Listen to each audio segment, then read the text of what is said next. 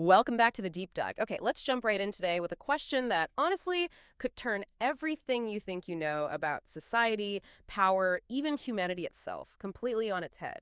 We're doing a deep dive into a really paradigm-shattering analysis. What would full disclosure of UAK, unidentified anomalous phenomena, and non-human intelligence, NHI, actually mean for us, for the world? And believe me, it goes way beyond just saying aliens exist. Our main source today is Richard Nolan's Why Our Elites Fear Disclosure. It's a really compelling, provocative argument he lays out. So our mission here is to unpack the profound system-wide implications Dolan predicts and try to understand why, at least according to this analysis, the people in charge might be so hesitant, so resistant to full transparency. Okay, let's get into it because it gets really insightful incredibly fast. Yeah, what's fascinating, I think, is just how comprehensive Dolan's analysis is. He really considers the ripple effects. It's not just about, military secrets. It touches everything, our economy, our sense of who we are, the scale of disruption he's talking about.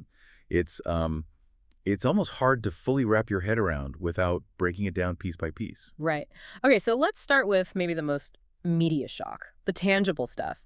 Imagine a world where our most advanced military hardware, those billion-dollar jets, missile systems, aircraft carriers, suddenly they just look, well, kind of quaint, obsolete. Yeah. Dolan argues that current military doctrines, all these legacy systems, they'd be rendered useless almost overnight. Think about it. Whoever gets control of reverse-engineered tech, say anti-gravity propulsion, they suddenly have this unprecedented offensive and defensive capability. We're talking first-strike superiority on a level we've literally never conceived of. That is, yeah, staggering. And it's not just about having better weapons, is it? It goes deeper. Oh, much deeper. Dolan points out, what if NHIs can just neutralize nukes or take out warships remotely? Suddenly, our ultimate chess pieces are just gone, off the board. That completely destabilizes global military parity.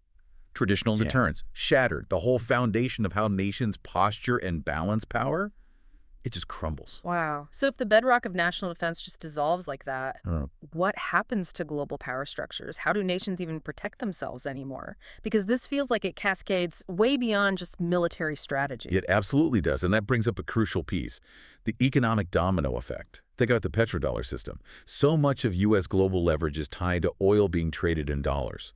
Well, if disclosure brings free energy or some radically advanced energy source from UAP tech, that system could just collapse. Completely collapse. Potentially, yes. It would be a seismic shift. Energy markets, geopolitical influence. The very centers of global power could change dramatically. And the ripples just keep spreading, don't they? Dolan then goes into how trust itself would basically disintegrate. Think about the institutions you rely on day to day. Governments, intelligence agencies, universities, the media. What happens when it comes out they were either totally incompetent on this massive issue or worse, complicit?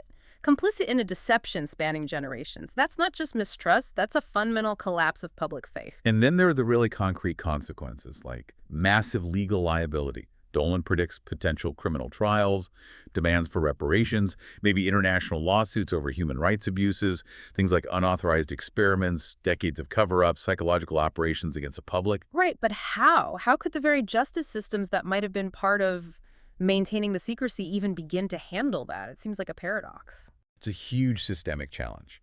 And that delegitimization, it doesn't stop at the courts. It hits the economy hard, too. Because, as Dolan argues, if that trust goes, so does the perceived value of, well, trillions in existing investments. All our pipelines, power grids, airports, they could become redundant practically overnight if this exotic tech becomes available. So the whole model of long-term predictability, gone. It shatters. He literally calls the financial system potentially uninvestable in the traditional sense. Think about pensions, retirement funds. If the foundations crumble, what happens all that? It's deeply unsettling. And one of Dolan's most jarring ideas here is what he calls the monetization strategy. He basically suggests that elites prefer slow, controlled rollouts of advanced tech. Why? To keep control and to profit from staged innovation. Think about stealth tech, fiber optics, maybe even AI now. Was the development path we saw the only one possible? Or was it managed? So the secrecy isn't just a cover-up. It's an economic strategy to deliberately manage and profit from holding back potentially revolutionary tech. That's the perspective Dolan puts forward, a deliberate strategy. Okay, pause here for a second. Because if that monetization strategy is real, think about how that directly impacts your future, your investments, your pension. This analysis isn't just abstract. It suggests there are hidden forces potentially shaping your financial security, maybe even holding back progress for profit. Yeah. That's something to really chew on. All right, let's shift gears a bit. Beyond the military and economic fallout, what happens inside us? Dolan talks about a huge psychological, social, even spiritual upheaval. Yeah, he suggests the average person might face this intense existential dread, suddenly confronting non-human intelligence that's maybe older, maybe vastly superior. It's disorienting. The crisis of identity, then. A massive one. Foundational beliefs, religious, scientific, nationalist, they all get challenged profoundly. He talks about the risk of metaphysical and spiritual crises on a global scale. People might just reject authority wholesale. You could see this public awakening, people questioning all institutional control, searching for, inner sovereignty, maybe new forms of spiritual meaning. So it's not just changing our view of the universe, it's changing our view of ourselves, fundamentally redefining our place. Precisely. Which leads to the question, what does it mean to be human if we're not top of the food chain, so to speak? Dolan suggests this marks the end of human exceptionalism. If we're not the apex species, traditional religions might lose their monopoly on the big existential questions. And science, too. Science faces a huge challenge. Yeah. Especially if, as some UAP accounts suggest, these NHIs operate with non-local consciousness or psychic interfaces. Yeah. Awareness not tied to a physical brain. Well, that fundamentally challenges materialism, the idea that only observable physical stuff is real. It could make current scientific paradigms look, incomplete. Outdated even. So science itself would have to evolve. To expand its framework. Exactly. You might see the rise of what Dolan calls consciousness paradigms, science having to grapple with stuff it currently dismisses. And this disclosure could ignite huge awakening movements, spiritual or consciousness-based movements that could seriously rival state or corporate power. He draws a parallel, maybe, to how China reacted to Falun Gong, seeing it as a challenge to state control because it offered an alternative belief system. The collapse of old metaphysical systems could genuinely lead to a kind of spiritual reformation.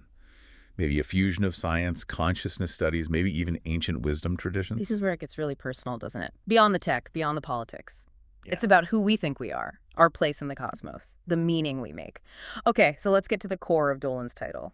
Why are elites fear disclosure? According to him, what's the real fear? Is it just about preventing public panic? Dolan argues, no, it's not really about panic. He thinks elites fear something else much more. They fear people waking up. Yeah.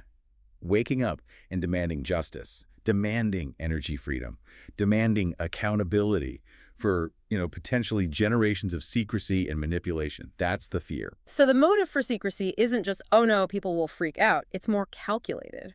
A strategy to maintain power and economic control. That's exactly Dolan's argument. It's about control. The secrecy isn't just irrational fear. It's presented as a rational strategy to preserve power structures, profits, geopolitical advantages. It's a deliberate effort to manage the information and, more importantly, manage the consequences of that information getting out. And it's not like all the elites are on the same page either, right? Not at all. Dolan paints a picture of intense inter-elite conflict. It's a battleground. You've got pro-disclosure factions, maybe reformists inside the system, whistleblowers coming forward, and then anti-disclosure factions, likely intelligence agencies, defense contractors, anyone with a vested interest in maintaining the status quo. This internal struggle just makes everything messier, more complicated. No smooth, unified plan here. Which brings us to what Dolan calls the avalanche effect.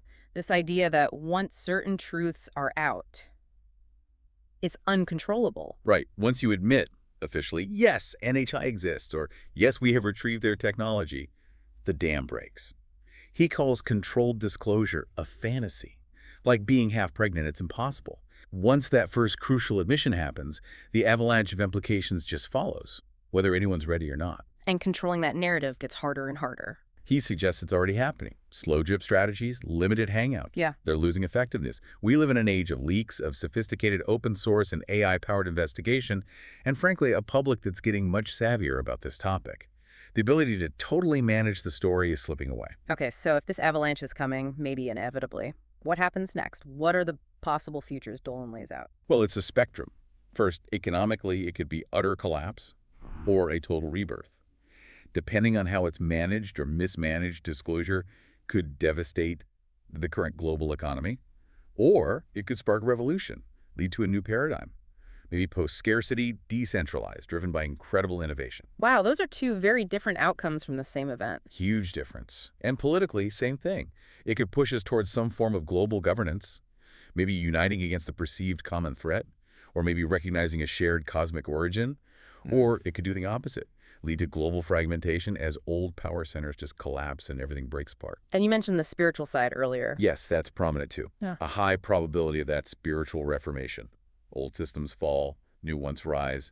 Maybe that fusion of science, consciousness, ancient wisdom we talked about. So it's not just political maps changing, but our inner maps too, our understanding of reality itself. Absolutely. And then there's social justice. Dolan suggests existing movements could find powerful new leverage, demanding redress not just for historical harms, but specifically for being excluded. Marginalized groups being kept out of the loop on hidden knowledge on potentially world-changing technology. That adds a whole other dimension. It does. Yeah. And interestingly, he also highlights the potential rise of what he calls civil disclosure networks. Basically, ordinary citizens, journalists, scientists, experiencers themselves playing a much bigger role in forcing transparency, bypassing the state, bypassing official channels, especially if the official narrative keeps crumbling. It paints a picture of a future that could be, well, both terrifying and incredibly hopeful. Really depends on how things break, how it's handled, what stands out most to you and all that, thinking about the personal level. For me, it's the sheer potential scope of the transformation. I mean, if we genuinely are looking at possibilities like a spiritual reformation or moving towards a post-scarcity economy, the chance for deep societal change, for individuals to fundamentally reevaluate what matters, what their role is, it's immense, both daunting and potentially amazing. Okay, so we've taken a really deep dive today into Richard Nolan's analysis. We've explored how UAP disclosure, if it happens fully, isn't just about confirming ET life, not by a long shot.